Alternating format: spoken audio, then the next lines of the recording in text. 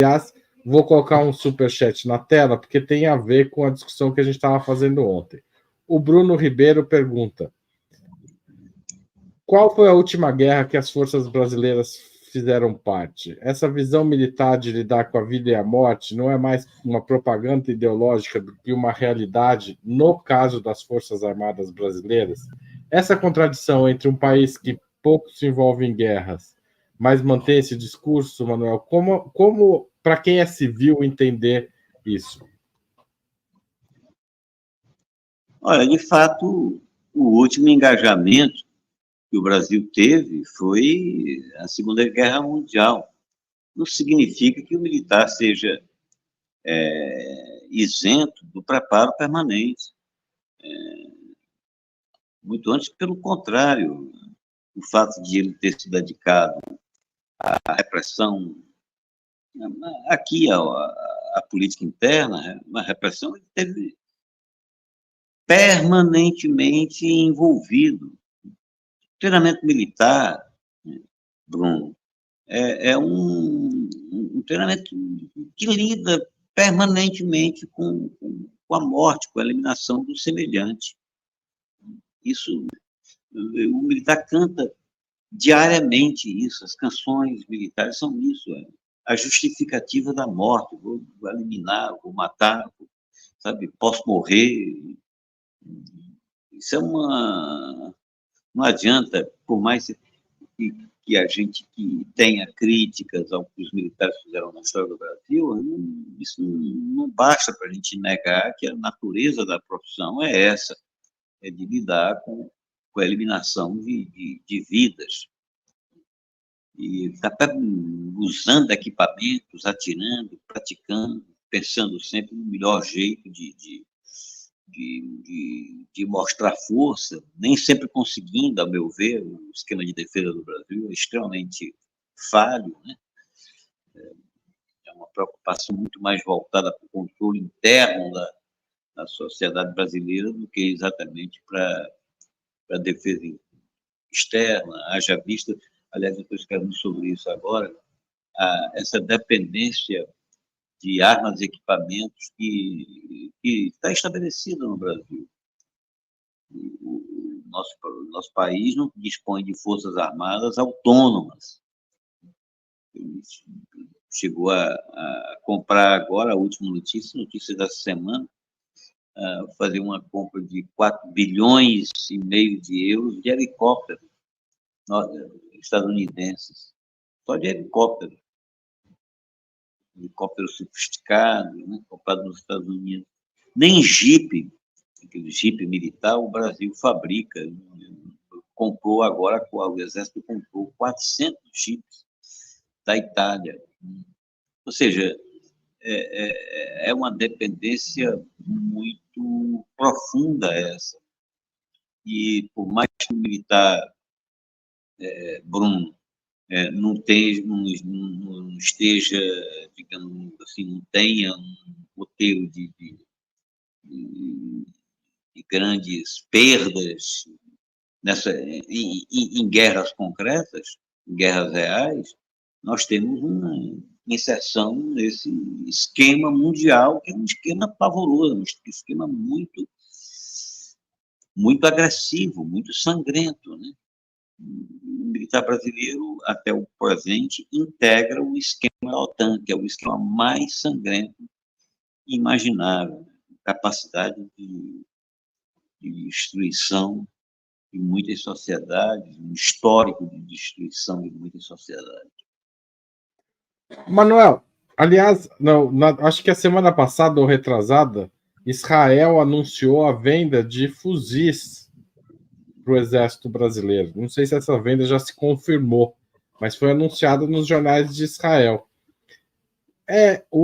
A presença evangélica dentro das Forças Armadas ajuda as Forças Armadas a ter essa posição tão pró-Israel, a ponto de rejeitar, na prática, uma posição da própria Presidência da República e do Ministério de Relações Exteriores de interromper as negociações com Israel? Olha, essa compra foi suspensa. O presidente suspendeu a compra. Realmente seria uma coisa inimaginável o presidente condenar a política agressiva, genocida de Israel e facilitar o armamento israelita através de compras. Né? Então, isso foi suspenso. Agora, importante dizer o seguinte, que a indústria bélica, a indústria de defesa de Israel, ela está presente em todo o aparato ocidental. Israel fornece insumos e produtos que integram o armamento do Ocidente. O que eu acho, o que eu sustento, é a necessidade de o Brasil ter autonomia nesse processo. Tem cabimento nenhum nós não termos, pelo menos não buscarmos objetivamente, sabe, uma produção própria de equipamentos avançados. Até chip, você comprar do esquema da OTAN, até chip, nós deixamos, ainda não entramos efetivamente na corrida espacial e ficamos à margem da corrida nuclear, mas isso deveria impedir que o país avançasse objetivamente no sentido de autonomia das comunicações, que envolve aí a política satelital, a inteligência artificial, que não tivéssemos uma grande capacidade de produção de drones, de mísseis, inclusive de mísseis de muita velocidade, né? Sabe, e de grande alcance. Isso tudo consta de um receituário básico para a defesa brasileira, para a defesa de qualquer país, sobretudo do Brasil. Talvez a debilidade maior desse sistema nacional seja a supremacia que é dada à força terrestre. Como se são quase 800 unidades militares, poderia ser muito mais reduzido, e a ênfase poderia ser dada à capacidade aeronaval, que implicaria, por exemplo, nós termos produção de aviões, produção de submarinos, de mísseis, produção de satélites, lançadores de satélites. Sem entrar nesses domínios, nós seremos eternos subalternos, né, dos Estados Unidos, que protagonizam o sistema da OTAN.